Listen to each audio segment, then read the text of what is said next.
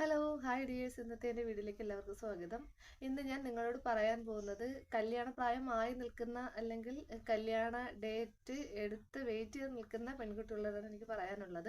ഇന്ന് നിങ്ങൾക്കറിയാം, ന്യൂസ് ഇട്ട് നോക്കിയാലും നമ്മൾ ഫോൺ തുറന്ന് നോക്കിയാലും ഉള്ള കേസുകൾ നിങ്ങൾക്കറിയാം. കാരണം ഭർത്തൃ വീട്ടിൽ അവരുടെ പീഡനം കൊണ്ടും ഭർത്താവിൻ്റെ നിരന്തരമായ ഉപദ്രവം കൊണ്ടും ആത്മഹത്യയിലേക്ക് പോകുന്ന ഒരു പറ്റം പെൺകുട്ടികൾ ഇപ്പം നമ്മൾ ഒന്നോ അല്ലെങ്കിൽ ഒന്നോ രണ്ടോ മൂന്നോ ഒക്കെ ആയി. നമ്മൾ ഭർത്തൃ വീട്ടിൽ നിങ്ങൾ അനുഭവിക്കുന്ന പീഡനം അത്രത്തോളമാണെന്നും നിങ്ങൾക്ക് എങ്ങനെയാണ് ഒരു ഭർത്താവ് നിങ്ങളുടെ പെരുമാറുന്ന രീതി നിങ്ങൾക്ക് കാണുമ്പോൾ അറിയാൻ പറ്റുമല്ലോ. നമുക്ക് ഒരിക്കലും ഉൾക്കൊള്ളാൻ പറ്റാത്ത രീതിയിലാണ് അയാളും അയാളെ വീട്ടുകാരും പെരുമാറുന്നുണ്ടെങ്കിൽ നമ്മൾ ആത്മഹത്യയിലേക്ക് പോവുക അല്ല വേണ്ടത്.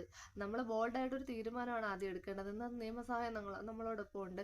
അല്ലാന്നുണ്ടെങ്കിൽ നമ്മൾ അത്രയും വർഷം നമ്മൾ പ്രസവിച്ച് വളർത്തി വലുതാക്കി നമ്മളെ വിദ്യാഭ്യാസവും ചെയ്യിപ്പിച്ച് തന്ന ഒരു ഘട്ടം വരെ നമ്മുടെ വീട്ടുകാർ നമുക്ക് ചെയ്തുന്ന ഒരുപാട് കാര്യങ്ങളുണ്ട്. അതായത് നമ്മൾ ജനിച്ചിട്ട് നമ്മുടെ കല്യാണ പ്രായം വരെ നമ്മളെ വീട്ടുകാർ നമുക്ക് വിദ്യാഭ്യാസമായാലും ആഹാരമായാലും വസ്ത്രമായാലും ഒരു കുറവും ഇല്ലാതൊക്കെ തന്നെയായിരിക്കും എല്ലാ വീട്ടിലും. ഇപ്പം എത്ര നമ്മൾ സാമ്പത്തികമായിട്ട് പിന്നോക്കമാണെന്ന് അറിഞ്ഞാൽ അവനവൻ്റെ മക്കളെ നല്ല രീതിക്ക് വളർത്തുന്ന പേരൻ്റാണ് ഞാൻ കണ്ടിട്ടുള്ളതിൽ എല്ലാവരും.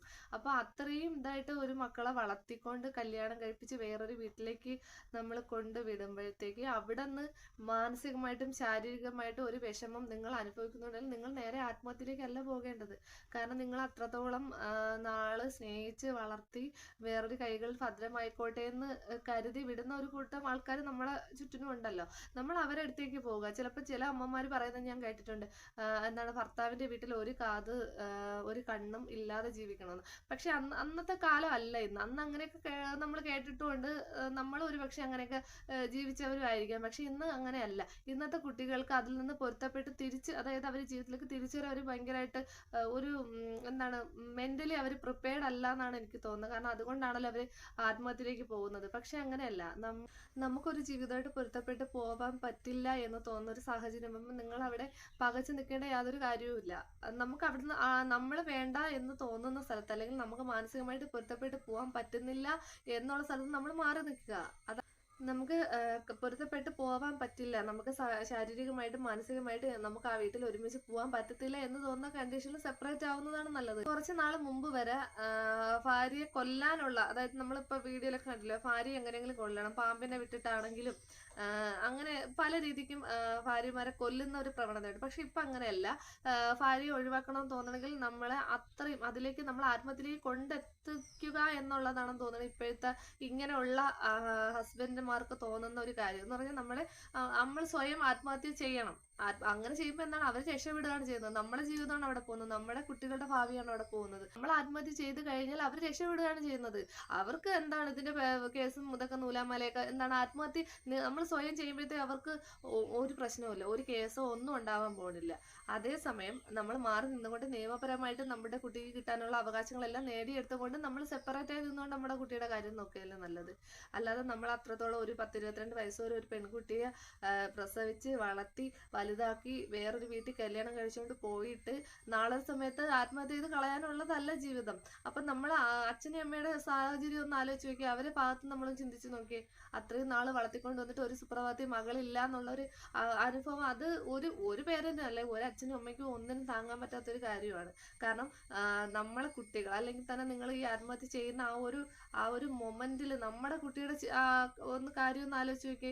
അവള് നാളെ അമ്മ ഇല്ലാതെ വളരുന്ന ഒരവസ്ഥയും അല്ലെങ്കിൽ ഒരു മോനാണെങ്കിൽ അമ്മ ഇല്ലാതെ വളരുന്ന ഒരു അവസ്ഥയൊക്കെ ഒന്ന് ആലോചിച്ച് നോക്കി. അപ്പം നമ്മൾ ഒരു കാരണവശാലും നമുക്ക് ഒരു വീട്ടിൽ അയാളുമായിട്ട് അതായത് ഹസ്ബൻഡ് എന്ന് പറയുന്ന ഒരാളുമായിട്ട് പൊരുത്തപ്പെട്ട് പോകാൻ പറ്റത്തില്ല. മാനസികമായിട്ട് ശരീരമായിട്ട് അയാൾ വിഷമിപ്പിക്കുന്നുണ്ടെങ്കിലും അയാളുടെ അടിയുടിയും കൊള്ളേണ്ട ഒരു കാര്യവുമില്ല.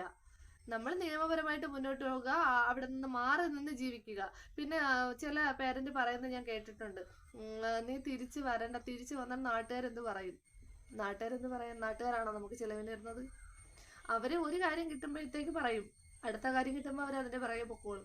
പക്ഷേ നമ്മൾ നാട്ടുകാരെന്ത് പറയും അല്ലെങ്കിൽ പിന്നെ ബാക്കിയുള്ളവരെന്ത് പറയും എന്ന് വിചാരിച്ച് നമ്മൾ നമ്മളെ ജീവിതം ഹോമിക്കുകയല്ല ചെയ്യാനുള്ളത്. നമ്മൾ തീരുമാനം എടുക്കുക, ഞാൻ ഇങ്ങനെയാണ് ചെയ്യാൻ പോകുന്നത് എന്നുള്ള തീരുമാനം എടുത്ത് നമ്മൾ അവിടെ നിന്ന് മാറിക്കൊടുക്കുക. അല്ലാതെ ആത്മഹത്യ ഒന്നിനും ഒരു പരിഹാരമല്ല. മെയിനായിട്ട് ഇതിൽ എനിക്ക് രക്ഷകർത്താക്കളോടാണ് പറയാനുള്ളത്, നമ്മുടെ മക്കൾക്ക് എന്തെങ്കിലും ഒരു പ്രശ്നം അവിടെ ഉണ്ടായി എന്ന് തോന്നുമ്പോഴത്തേക്ക് കുഴപ്പമില്ല, മാറിക്കോളും. മിക്ക അച്ഛനും അമ്മയും ഒക്കെ പറയുന്നത് ഞാൻ കേട്ടിട്ടുണ്ട്, കുഴപ്പമില്ല, അതൊക്കെ കുറച്ച് നാൾ കഴിയുമ്പോൾ മാറിക്കോളും, ഒരു കുട്ടിയൊക്കെ ആകുമ്പോൾ മാറിക്കോളും.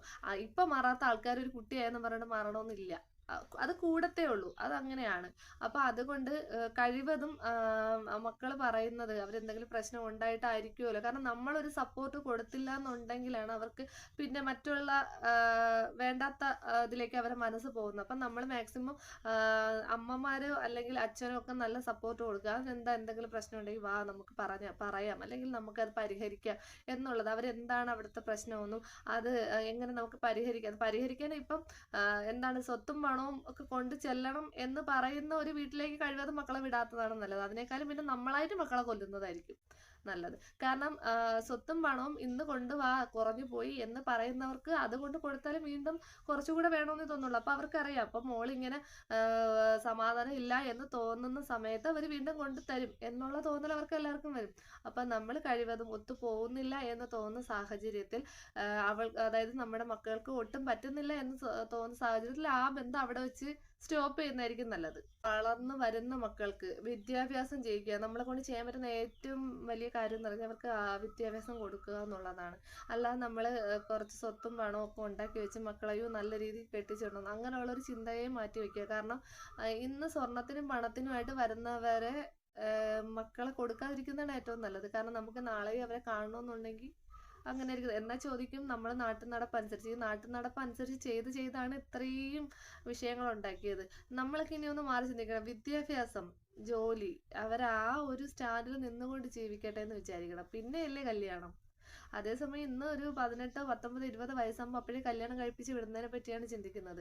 അപ്പോഴുണ്ടാവുന്ന ആ ഒരു പ്രശ്നങ്ങൾ കൂടെ, അതായത് കല്യാണം കഴിപ്പിച്ച് വിടണ്ട എന്നല്ല ഞാൻ, കല്യാണം കഴിപ്പിച്ച് വിടണം. അപ്പോഴത്തേക്കും നമ്മൾ ആലോചിക്കണം, അല്ലെങ്കിൽ നമ്മൾ അവരോട് ചോദിക്കെങ്കിലും വേണം, നിങ്ങൾക്ക് അവിടെ എന്തെങ്കിലും പ്രശ്നമുണ്ട്, അല്ലെങ്കിൽ നിനക്ക് എന്തെങ്കിലും, നീ എങ്ങനെയാണ്, നിനക്ക് സന്തോഷമായിട്ടാണോ നീ ആ ജീവിതം ആ ലൈഫ് മുന്നോട്ട് കൊണ്ടുപോകണത് എന്നുള്ളത് നമ്മൾ അറിഞ്ഞിരിക്കണം. നമ്മളൊരു പേരന്റ് ആകുമ്പോൾ നമ്മളെ കെട്ടിച്ച് വിട്ടാൽ മാത്രം പോരാ, അവരുടെ സന്തോഷം കൂടെ നമ്മൾ അറിയണം.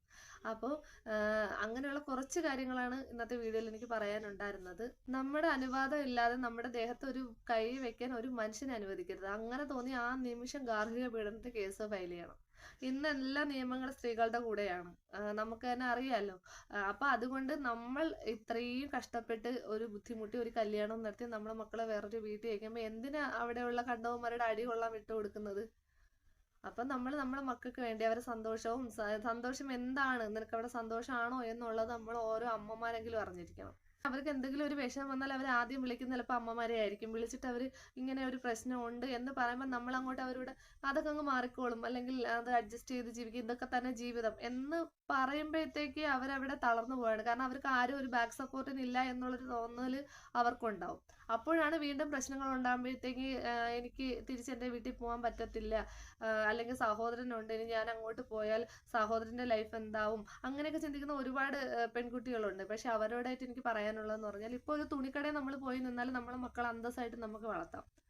ഒരു വാടക വീടോ ഇപ്പൊ സഹോദരൻ ഉണ്ടെന്ന് തന്നെ ഇരിക്കട്ടെ, നമ്മൾ ചെന്ന് നിൽക്കുമ്പോഴത്തേക്ക് അവന്റെ ലൈഫ് പോവും, അല്ലെങ്കിൽ അവനൊരു നല്ലൊരു ബന്ധം കിട്ടില്ല എന്നൊക്കെ ചിലപ്പോൾ നമ്മളെ അമ്മമാർ തന്നെ പറഞ്ഞു എന്നിരിക്കും. അങ്ങനെ ഒരു സാഹചര്യം വന്നു കഴിഞ്ഞാൽ അപ്പൊ എന്ത് ചെയ്യുക, ഒരു വാടകയ്ക്കെങ്കിലും ഒരു വീടെടുത്ത് മാറ്റി മക്കളെ നല്ല വൃത്തിയായിട്ട് നമ്മൾ ജോലി ചെയ്ത് മക്കളെ നോക്കുക. അതിനാണ് നമ്മൾ മെയിനായിട്ട് വിദ്യാഭ്യാസം എന്ന് പറയുന്നത്. നിങ്ങൾ മാക്സിമം പഠിക്കുക, നിങ്ങൾ എത്രത്തോളം പഠിക്കാൻ പറ്റുമോ നിങ്ങളൊക്കെ ഒരു ജോലിയിൽ എത്തുക, എന്നിട്ട് വേണം കല്യാണത്തെ പറ്റി ചിന്തിക്കാൻ. അതിനുശേഷം നമുക്ക് എന്ത് പ്രശ്നം ഉണ്ടെങ്കിലും നമുക്കൊരു ജോലി ഉണ്ടെന്നുണ്ടെങ്കിൽ നമ്മളെ മക്കളെ നല്ലതുപോലെ നോക്കാൻ നമുക്ക് ഒറ്റയ്ക്ക് പറ്റും, ഒരു സ്ത്രീക്ക് പറ്റും. ഇന്ന് നമ്മൾ ഒരു സാധാരണ കുടുംബത്തിന്റെ ഒരു കാര്യം തന്നെ, ഒരു പക്ഷേ നല്ലപോലെ നോക്കുന്ന ഒരു ഹസ്ബൻഡ് ഉണ്ടായിരിക്കും, ഒരു പക്ഷേ അയാൾക്ക് എന്തെങ്കിലും പറ്റിപ്പോയി, അയാൾ മരിച്ചു പോയി എന്ന് തോന്നിയ ആ കുട്ടികളെ നോക്കി ആ സാധാരണ, അതായത് സാമ്പത്തികമായിട്ട് പിന്നൊക്കെ നിൽക്കുന്ന ഒരു വീട്ടമ്മയാണെങ്കിൽ ഒരു തുണിക്കടയിൽ പോയെങ്കിൽ ആ കൊച്ചുങ്ങളെ നന്നായിട്ട് നോക്കുന്നത് നമ്മൾ കണ്ടിട്ടില്ലേ. അപ്പൊ അങ്ങനെ ഒരാണില്ലെങ്കിലും ജീവിക്കാം എന്നുള്ളത് നിങ്ങൾ ആദ്യം മനസ്സിലാക്കണം. അപ്പൊ അതുകൊണ്ട് നല്ല വിദ്യാഭ്യാസം നേടുക, നല്ല ജോലി നേടുക, എന്നിട്ട് ഒരു കല്യാണം കഴിക്കാൻ. നമുക്ക് അവിടെ പൊരുത്തപ്പെട്ട് പോകാൻ പറ്റൂല എന്ന് തോന്നുന്നെങ്കിൽ അവിടെ നിന്ന് മാറിക്കൊടുക്കുക. അല്ലാതെ ആത്മഹത്യ ഒന്നിനും ഒരു പരിഹാരമില്ല. ഇപ്പോഴത്തെ ന്യൂസുകൾ ഇങ്ങനെ കണ്ടതുകൊണ്ടാണ് എനിക്കിത് പറയണമെന്ന് തോന്നിയത്. അപ്പോൾ ഇത്രയൊക്കെ ഉള്ളൂ എൻ്റെ വീഡിയോ. Okay, by.